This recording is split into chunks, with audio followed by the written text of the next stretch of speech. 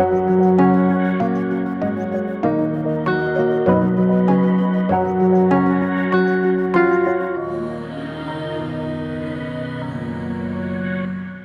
പേര് Gracy Thomas. ഞാൻ അങ്കമാലി തുറവൂർ ഇടവക അംഗമാണ്. 2019 വളരെയേറെ സാമ്പത്തിക പ്രതിസന്ധി മൂലം വിഷമിച്ചപ്പോഴാണ് കൃപാസനം എന്ന സന്നിധാനത്തിലേക്ക് ഞാൻ വന്നത്. ഏതാണ്ട് 1.5 കോടി രൂപയോളം ബാധ്യതയുണ്ടായിരുന്ന അന്ന് ഞാനിവിടെ എൻ്റെ ബിസിനസ്സിൻ്റെ വലിയ തകർച്ചയിലായിരുന്നു ഞാൻ അമ്മ മാതാവിനെ കാണാൻ വന്നത്. എന്നാൽ ഉടമ്പടി എടുത്ത് 20 ദിവസം തികയുന്നതിന് മുൻപ് 4.5 കോടി രൂപയുടെ ഓർഡർ തന്നുകൊണ്ട് അമ്മ എന്നെ സഹായിച്ചു.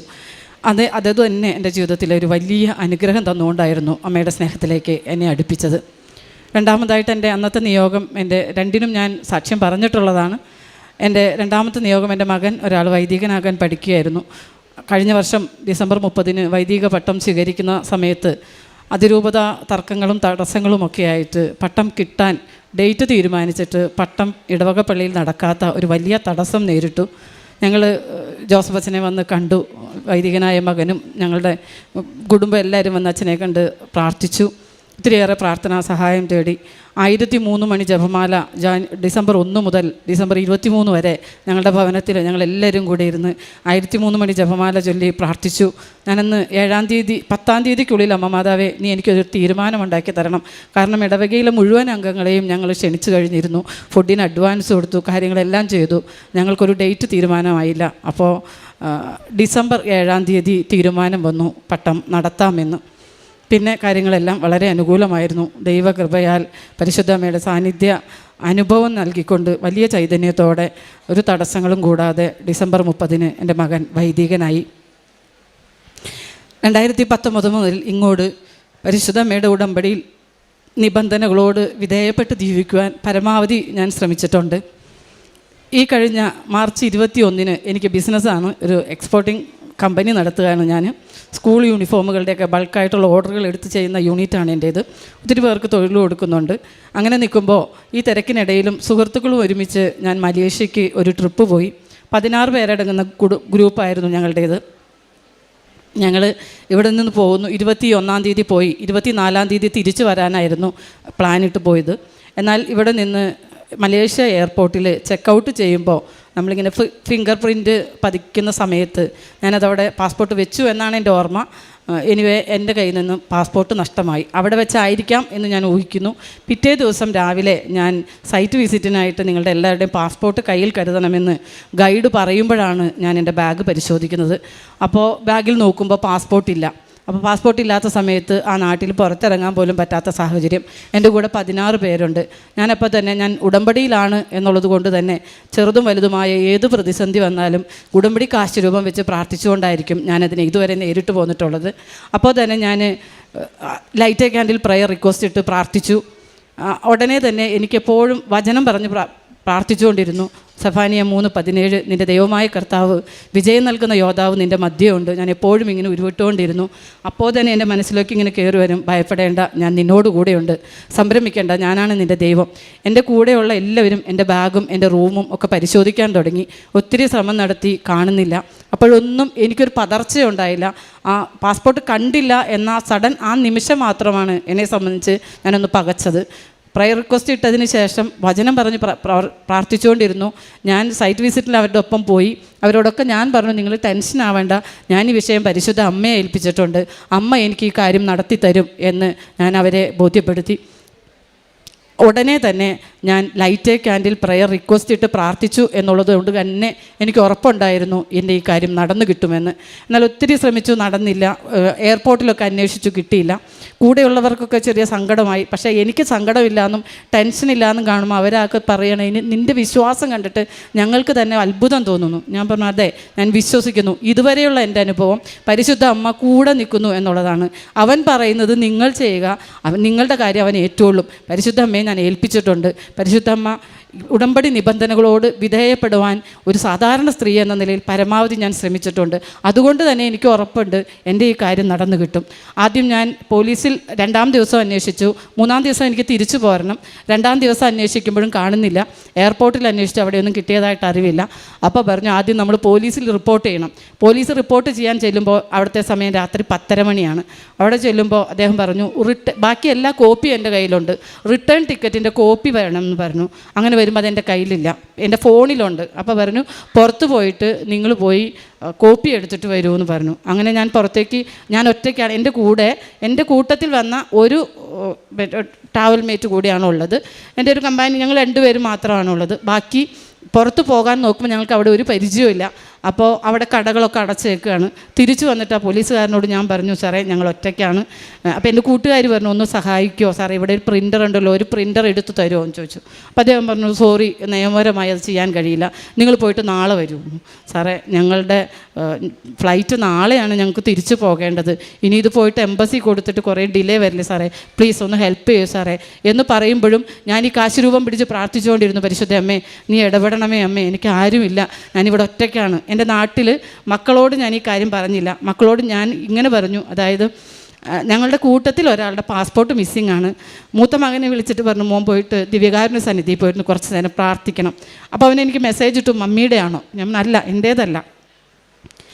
അച്ഛൻ മകനെ വിളിച്ചിട്ട് പറഞ്ഞു കുർബാനയിൽ സമർപ്പിച്ച് പ്രാർത്ഥിക്കണം, കൂട്ടത്തിൽ ഒരാളുടെ പാസ്പോർട്ട് മിസ്സിംഗ് ആണ്, പ്രാർത്ഥിക്കാൻ മമ്മി, ടെൻഷനൊന്നും ആവണ്ടെന്ന് പറഞ്ഞു. പക്ഷെ അവരോടൊന്നും ഞാൻ ഈ കാര്യം ആരോടും പറഞ്ഞില്ല. ഞാൻ അവിടെ ഒറ്റയ്ക്ക് പിറ്റേ ദിവസം എംബസിയിൽ പോലീസ് റിപ്പോർട്ടുമായിട്ട് എംബസിയിൽ പോവുകയാണ്. 1 മണിക്കുള്ളിൽ നമ്മൾ അതിൻ്റെ അകത്ത് കയറണം.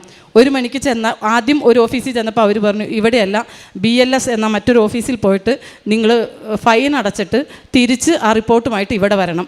എന്നാൽ അതിനുശേഷം 3 ദിവസത്തിന് ശേഷമാണ് നിങ്ങൾക്ക് ഈ പാസ്പോർട്ട് കിട്ടാൻ കഴിയും. സാധാരണഗതിയിൽ 7 ദിവസം, എമർജൻസിയിൽ 3 ദിവസം. നമ്മൾ സാറേ നാളെയാണ് എനിക്ക് തിരിച്ചു പോകേണ്ടത്, എൻ്റെ കൂടെ 16 പേരുണ്ട്, അവർ തിരിച്ചു പോയാൽ ഞാൻ ഇവിടെ ഒറ്റയ്ക്കാവും. ഞാൻ തിരിച്ചു ചെന്നിട്ട് ചെയ്യേണ്ട ഒത്തിരി ഉത്തരവാദിത്തങ്ങൾ എന്നിലുണ്ട്. ചൊവ്വാഴ്ച രാത്രി വന്നാൽ ബുധൻ വ്യാഴം ഒക്കെ ഞാൻ ഓരോ പ്ലാനിങ് ഇട്ടിട്ടുണ്ട്. ഇതൊന്നും നടക്കാത്ത സ്ഥിതി വരും. എനിക്ക് ഞാൻ ടൂറ് പോയതാണ്. അപ്പോൾ അദ്ദേഹം പറഞ്ഞു നിങ്ങളെ വിശ്വസിച്ച് ഞാൻ ഈ റിപ്പോർട്ട് തരുന്നു, അതുകൊണ്ട് പ്രിൻ്റ് എടുക്കാൻ സാധ്യതയില്ല, അതുകൊണ്ട് ഞാൻ നിങ്ങളെ വിശ്വസിച്ച് തരികയാണെന്ന് പറഞ്ഞിട്ട് ആ രാത്രി തന്നെ പോലീസ് റിപ്പോർട്ട് തരുന്നു. പിറ്റേ ദിവസം അടുത്ത ഓഫീസിൽ ചെല്ലുന്നു. അവർ പറയുന്നു ഇവിടെയല്ല, മറ്റൊരു സ്ഥലത്താണ്. അവിടെ 1 മണിക്കുള്ളിൽ ചെന്നില്ല എങ്കിൽ അവിടെ ക്ലോസ് ചെയ്യുകയാണ്. അപ്പം അടുത്ത ദിവസമേ പറ്റുള്ളൂ. അപ്പോൾ 12:45 സമയം, 20 മിനിറ്റ് വേണം അവിടെ എത്താൻ. അപ്പോൾ കാറിലിരിക്കുന്നത് ഒരു മലേഷ്യൻ ഡ്രൈവർ മാത്രമാണ്, ഞാൻ ഒറ്റയ്ക്കാണ്. പക്ഷേ ഈ സമയത്തൊന്നും പരിശുദ്ധ അമ്മയുടെ സന്നിധിയിൽ നിന്നിട്ട് ഞാൻ പറയുന്നു വലിയ വിശ്വാസമായിരുന്നു എനിക്കൊരു തകർച്ചയോ ടെൻഷനോ ഒന്നും ആയിരുന്നില്ല. സഞ്ചാരി മാതാവേ, സമയ ചുരുക്കത്തിൻ്റെ അമ്മ തന്നെ മുന്നിൽ പോയിട്ട് ഈ കാര്യം നടത്തി തരണം, എൻ്റെ കൂടെ ആരുമില്ല, എനിക്ക് നീ മാത്രമേ ആശ്രയമുള്ളൂ എന്ന് മാത്രമാണ് ഞാൻ പറഞ്ഞുകൊണ്ടിരുന്നത്. അവിടെ ചെല്ലുമ്പോൾ എൻ്റെ അടുത്ത് ചോദിച്ചു, ഞാൻ ചെല്ലുന്നതും ഷട്ടർ ഇടുന്നതും ഒപ്പമായിരുന്നു. ഞാൻ അകത്തേക്ക് കടന്നു. 12:58, 2 മിനിറ്റിനുള്ളിൽ ഞാൻ ഷട്ടറിനകത്തായി. അടുത്ത് വരുന്ന കസ്റ്റമർ വന്നപ്പോഴേക്കും അവർ ക്ലോസ് ചെയ്തു. അവരെന്നോട് കുറേ ക്രോസ് ക്വസ്റ്റ്യനൊക്കെ ചോദിച്ചു, നിങ്ങൾ കളഞ്ഞതാണോ പോയതാണോ? അപ്പോഴൊക്കെ ഞാനിങ്ങനെ ഒറ്റയ്ക്ക് നിന്ന് മറുപടി പറഞ്ഞുകൊണ്ടിരിക്കുക, സാറേ ഇതാണ് കാര്യം, ഞാൻ ഇങ്ങനെ വന്നതാണ്, എൻ്റെ പാസ്പോർട്ട് മിസ്സിംഗ് ആണ്, ഒക്കെ പോയി എന്ന് പറഞ്ഞിട്ട് അവസാനം അവർ ഫോട്ടോയൊക്കെ എടുത്തു, ബാക്കി ഡീറ്റെയിൽസ് എല്ലാം എടുത്തിട്ട് പറഞ്ഞു ഇനി ഇത് നിങ്ങൾ അടുത്ത ഓഫീസിൽ കൊണ്ടു ചെല്ലൂ, അവിടെ ചെന്ന് കഴിയുമ്പോൾ നിങ്ങൾക്ക് അവർ മറുപടി പറയും. ഇവിടെ നിന്ന് ഞങ്ങളെല്ലാതും ഡോക്യുമെൻ്റ് സൈറ്റിൽ അപ്ലോഡ് ചെയ്തേക്കാം, നിങ്ങൾ പൊക്കോളൂ എന്ന് പറഞ്ഞു. അപ്പോൾ അവിടത്തേക്ക് അപേക്ഷ കൊടുക്കാൻ പോയപ്പോൾ ഞാൻ എവിടെ യാത്ര ചെയ്താലും ഉടമ്പടി തൈലവും ഉടമ്പടി കാശുരൂപവും ഉടമ്പടി ഉപ്പും എൻ്റെ കയ്യിലുണ്ട്, എൻ്റെ ബാഗിൽ എപ്പോഴും ഉണ്ടാവും. ഞാൻ ഈ ആപ്ലിക്കേഷൻ കൊടുക്കുമ്പോൾ ഉടമ്പടി തൈലം എടുത്ത് കുരിശിട്ടിട്ട് പറഞ്ഞു, പരിശുദ്ധ അമ്മേ, നീയാണ് ഈ കാര്യത്തിൽ ഇടപെടുന്ന ആൾ, നീയാണ് ഈ അപേക്ഷ സമർപ്പിക്കുന്നത്, നീ എൻ്റെ കൂടെ ഉണ്ടെന്ന്, നിന്നിലൂടെയാണ് ഈ കാര്യം, അമ്മ ഇടപെട്ടാണ് ഈ കാര്യം എനിക്ക് കിട്ടിയത് എന്ന് എന്നെ ബോധ്യപ്പെടുത്തണം എന്ന് പറഞ്ഞുകൊണ്ടാണ് ഞാൻ ഈ ആപ്ലിക്കേഷൻ കൊടുത്തത്. അതിനുശേഷം അവർ കൊടുത്തു കഴിഞ്ഞപ്പോൾ എൻ്റെ അടുത്ത് പറഞ്ഞു നിങ്ങളവിടെ വെയിറ്റ് ചെയ്യൂ എന്ന് പറഞ്ഞു. വെയിറ്റ് ചെയ്തു, കുറേ സമയം വെയിറ്റ് ചെയ്തു. തിരിച്ച് വിളിച്ചിട്ട് എൻ്റെ അടുത്ത് പറഞ്ഞു, സോറി നിങ്ങൾക്ക് നാളെയാണ്, നിങ്ങൾ പോയിട്ട് നാളെ വരൂ, സിസ്റ്റം അപ്ലോഡ് ആകുന്നില്ല, അവിടെ നിന്ന് ഇങ്ങോട്ട് അയച്ചെങ്കിലും ഇവിടെ സിസ്റ്റം അപ്ലോഡ് ആവുന്നില്ല എന്ന് പറഞ്ഞു.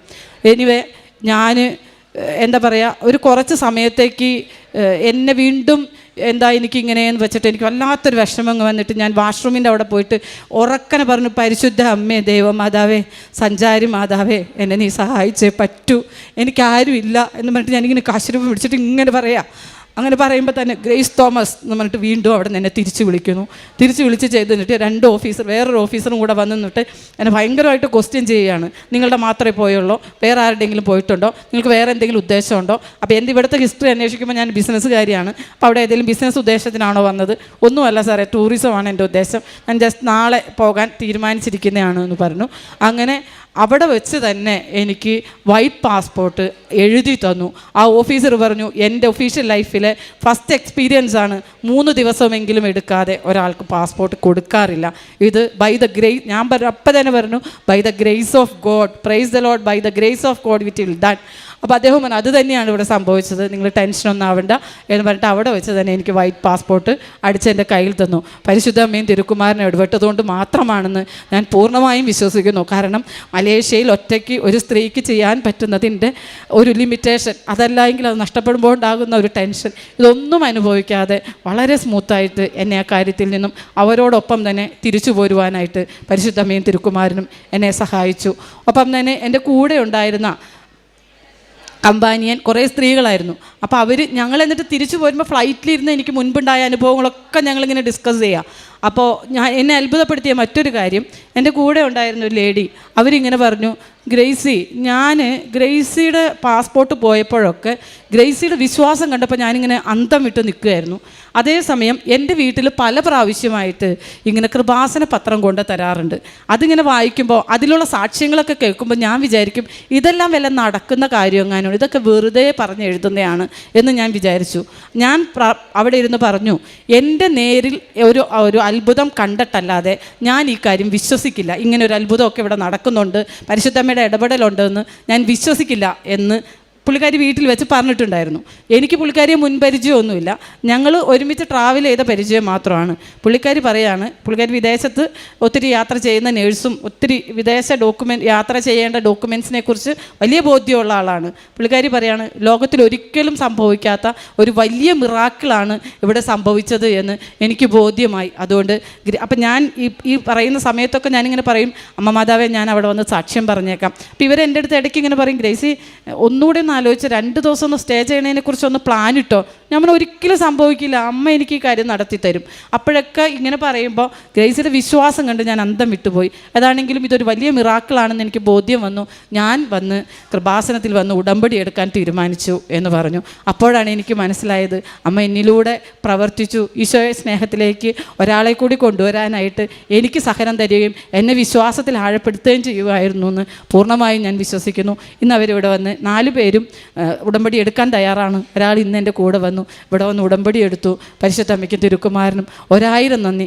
നിത്യത വരേക്കും പരിശുദ്ധ അമ്മയുടെയും ഈശോയുടെയും നല്ല മകളായിട്ട്, ഈശോയ്ക്ക് ഇഷ്ടമുള്ള മകളായിട്ട് ജീവിക്കുവാൻ എന്നെ അനുവദിക്കണമേ എന്ന് പ്രാർത്ഥിച്ചുകൊണ്ട് നിർത്തുന്നു. പ്രേക്ഷിത പ്രവർത്തനങ്ങൾ, ഞാൻ ഒരു സാധാരണ വിശ്വാസിയായിരുന്നു.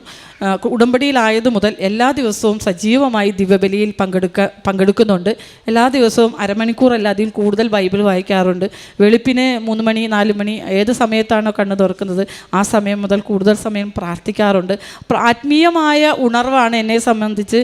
ഇത്തരം അച്ഛനെ എപ്പോഴൊക്കെയോ പറഞ്ഞിട്ടുണ്ട്, നിങ്ങൾക്ക് കിട്ടുന്ന അനുഗ്രഹങ്ങൾ ആ നിമിഷത്തേക്കുള്ളൂ, അതേസമയം കൃപ കിട്ടിയാൽ നിങ്ങളുടെ ജീവിതം രക്ഷപ്പെട്ടു.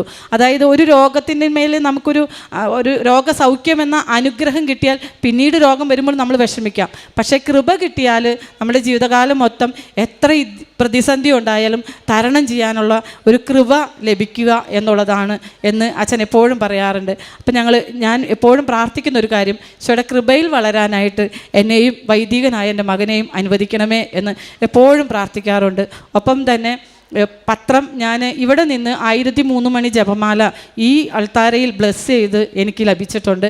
ആ 1003 മണി ജപമാലയാണ് ഇന്നും എൻ്റെ ശക്തി.